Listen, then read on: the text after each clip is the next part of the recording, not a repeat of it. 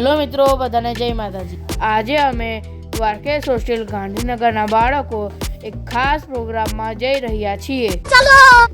સવારમાં ચા દૂધ અને નાસ્તો કરીને અમે આપણી હોસ્ટેલની બસમાં બેસી ગયા છીએ। આજે રવિવાર છે એટલે અમારા માટે આનંદનો દિવસ। દેશ હિતના આવા કાર્યો માટે અમારી દ્વારકેશ હોસ્ટેલ હંમેશા તૈયાર હોય છે। જ્યારે અમારે ફરવા માટે બહાર જવાનું હોય ત્યારે અમારા મોતીભાઈ તૈયાર થઈને સૌથી પહેલાં બસમાં આવીને બેસી જાય છે। ફરવા જવાનો સૌથી વધુ હરખ બંસલભાઈના ચહેરા પર દેખાઈ રહ્યો છે। આજે અમે જઈ રહ્યા છીએ એ મિશનનું નામ છે નશામુક્ત યુવા અને વિકસિત ભારત। વિશ્વ હિન્દુ પરિષદ બજરંગ દળ દ્વારા આયોજિત હેલ્થ રન માટે અમે નીકળી ગયા છીએ। ચાલો હવે થોડી નશા મુક્તિની ચર્ચા કરીએ। ભારત એક યુવાન દેશ છે। દેશની પ્રગતિનો આધાર યુવાનોની યોગ્ય વિચારધારા, સ્વાસ્થ્ય અને શિસ્ત પર રહે છે।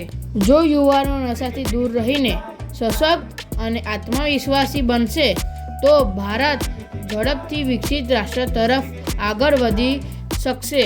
આપણા સૌના લોકપ્રિય ઉત્તર ગાંધીનગરના ધારાસભ્ય શ્રીમતી રીટાબેન પટેલ, જેઓ દેશ હિતના આવા કાર્યક્રમોમાં હંમેશા અગ્રેસર રહે છે।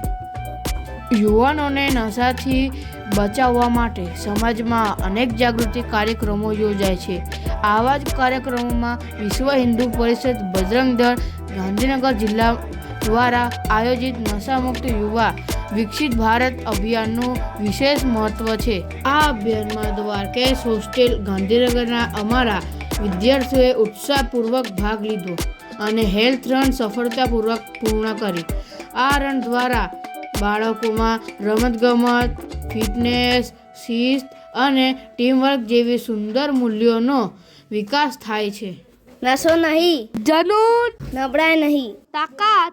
દ્વારકેશ હોસ્ટેલમાં બાળકોને માત્ર શિક્ષણ જ નહીં પરંતુ શારીરિક વિકાસ, સ્વાસ્થ્ય, જાગૃતિ, સંસ્કાર, રમતગમતનો ઉત્સાહ આ બધું અમારી દ્વારકેશ હોસ્ટેલમાં શીખવા મળે છે। આ કાર્યક્રમ વડે બાળકોએ સમાજને એક સુંદર સંદેશ આપ્યો કે સાચો આનંદ નશામાં નહીં પરંતુ સ્વસ્થ જીવનમાં છે।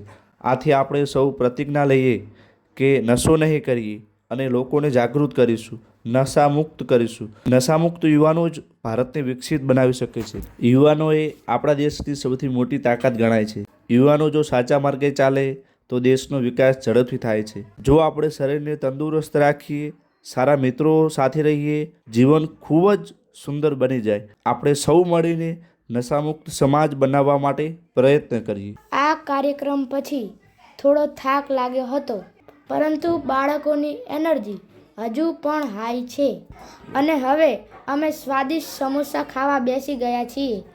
સમોસા બહુ ટેસ્ટી છે। અહીં માત્ર ખાવાની મજા નથી પણ મિત્રો સાથે સમય વિતાવવાની મજા પણ છે।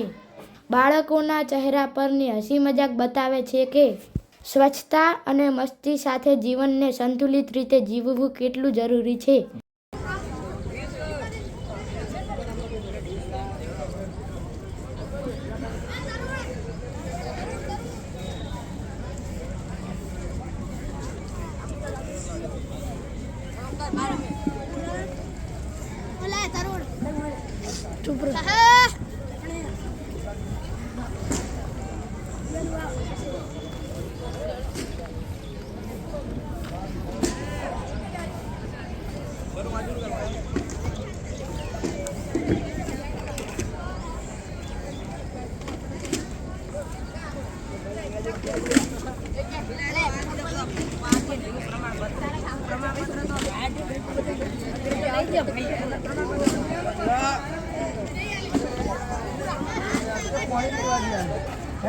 देख ले